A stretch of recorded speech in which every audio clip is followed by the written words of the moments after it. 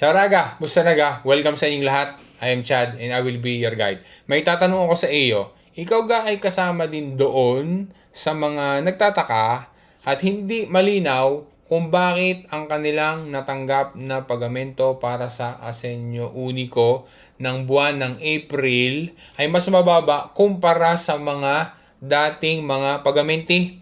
Alora, i-explain ko sa iyo ang mga possible na dahilan at kung ano ang dapat na gagawin. Poy, babanggitin din natin ang mga dapat na i-verify sa iyong Asenyo Unico. Ang detalye raga, dopo ng sigla, partiamo.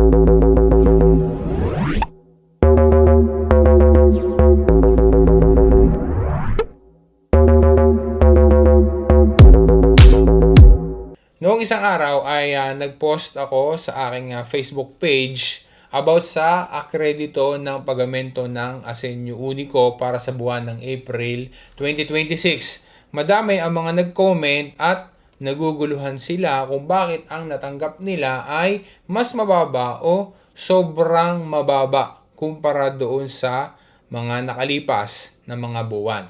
Actually, hindi laang yung mga nag-comment ang naapektuhan niyan dahil madami talagang mga pamilya ang ganyan ang naranasan na mababa ang natanggap nilang pagamento ng Asenyo Unico para sa buwan ng Aprile.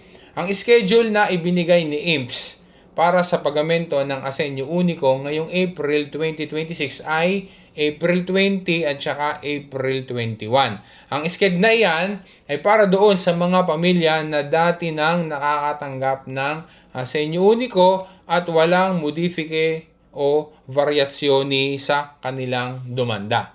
Meron ngang iba na as early as April 17 ay natanggap na nila yung kanilang bonifiko para sa Asenyo Unico ng April.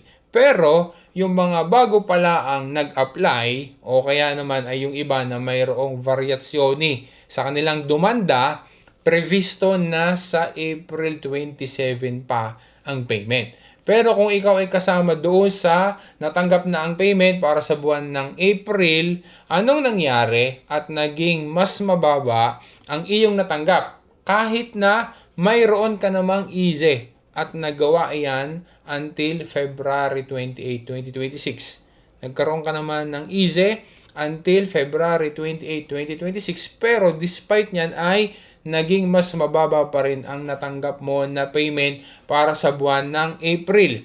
Isa-isahin natin ang mga posibleng dahilan ng biglang pagbaba sa natanggap na payment para sa AUU, para sa Asenyo Unico e Universale ngayong buwan ng April 2026. Dapat na maging malino sa iraga na ang buwan ng April ay isang period of transition, yung buwan ng Aprile.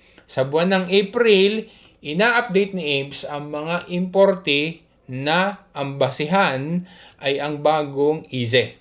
Ginagawa din ang kongwalye o adjustments, pati na din yung verification ng mga majorasyoni kung iskaduto na o hindi pa. Dahil sa kongwalyo o adjustment sa computation, if ever na noong mga nakalipas na buwan ay may natanggap na sobra, sa buwan ng April ay nire-recupero iyan ni IMPS. Kaya ang epekto para doon sa iba ay nababawasan ang amount ng EUU o ng Asenyo Unico para sa Aprile.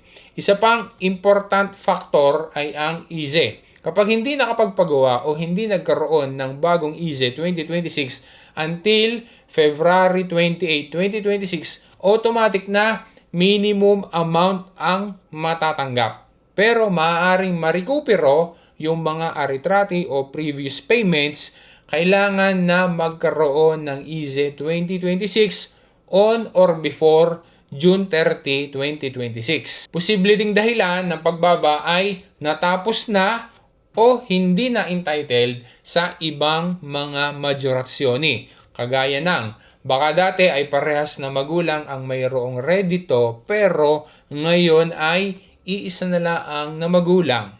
Bababa talaga ang Asenyo Unico pagka ganun. O pure, ang anak ay naging 18 years old na bababa din kapag ganon. Lalo na kung hindi inadyorna ang demanda ng anak na naging 18 years old na. Matitigil ang payment ng para sa anak na iyon.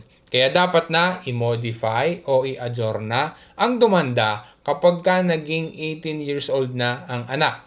Isa pa, baka mayroong mga anak na maliliit na hindi na entitled sa maggiorazione per i figli piccoli. Automatic na nare-recompute ang amount. Ganon din kapag ka nagkaroon ng changes sa nucleo. Esempio, nascite, trasferimenti o cambi di residenza.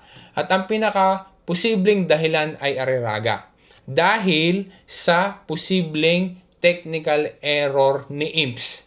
Madami naman na mayroong EZ 2026 sa takdang panahon, pero bumaba o naging minimum pa din ang amount na natanggap nila para sa payment ng AUU ng April. Pero dahil sa malamang na nagkaroon ng failure si IMPS na ma-link ang bagong EZ doon sa mga existing ng application ng AUU, kaya naapektuhan ang payment. Sa ngayon ay walang official na announcement o explanation si IMPS tungkol diyan. Pero dati pa ng mga nilinaw ni IMPS na kung sakaling mayroong mga technical errors na masumpungan, ang mga kulang na pagamente ay automatic na marirecupero ng recipient sa mga susunod na buwan. Ang mga nabanggit na iyan ay mga possible reasons at maaaring isa sa mga iyan ang situation mo. Pero ano bang dapat na gagawin if ever na kulang o mas mababa ang natanggap na payment para sa AUU ngayong April? O kaya naman ay sa mga susunod na buwan? Dapat na i-verify mo ang iyong demanda online. Maglalagin ka doon sa sito ni IMPS para ma-check mo doon ang status. Upure doon sa app IMPS Mobile. That way ay makikita mo kung ang EZ ba ay nagre-resulta na akwisito o kung mayroong kongwalye. Makikita mo din kung mayroong variasyoni sa demanda at maging kung tama ba ang IBAN. Tandaan na in most cases, ang pagbaba ng amount ay temporary laang at marirecupero din sa mga susunod na buwan. At ang isang maigi din na gawin ay mag-inquire mismo at mag-send ng komunikasyone tramite IMPS Responde para matukoy mo ang exact na reason kung bakit bumaba ang natanggap mo para sa Asenyo Unico ng buwan ng April. Maaari din na tumawag sa contact center ni IMPS o pure pumunta sa IMPS mismo. Additional clarification, ari kasing bagay na ay para doon sa iba ay hindi pa rin pala malinaw para sa kanila.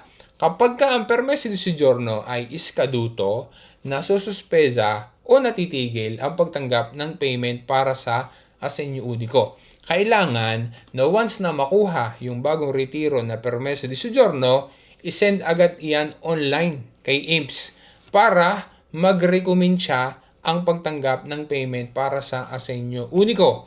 At yung mga buwan, dahil nga ng matagal, maretiro ang bagong permesso di soggiorno, yung mga buwan na hindi natanggap dahil nasuspeza ang Asenyo Unico dahil nga nang sa expired ang permesso di soggiorno, ibabalik at babayaran lahat iyon dapat ni IMPS once na ma-send kay IMPS ang bagong permesso di soggiorno.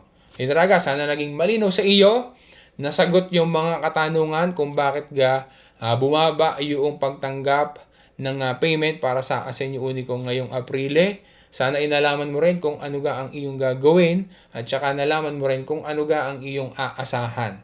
Na iyan naman ay marirecover mo din just in case na ikaw talaga ay entitled pa rin na matanggap yung payment na iyan para sa Asenyo Unico. Sana raga ma-share mo rin sa iba, lalo na doon sa mga kakilala mo din na naghahanap ng kasagutan at saka kung ano ang dapat nilang gagawin regarding doon sa pagbaba ng kanilang natanggap sa Asenyo Unico ngayong buwan ng April. Ikaw garaga, mag-comment ka ha. Ikaw ay same pa rin ang iyong natanggap o baka naman nadagdagan o baka naman kasama ka doon sa mga bumaba yung natanggap nila para sa Asenyo Unico. Maraming salamat talaga sa panonood mo. Once again, this is Chad and always remember, Chad will guide. Grazie raga, alla prossima!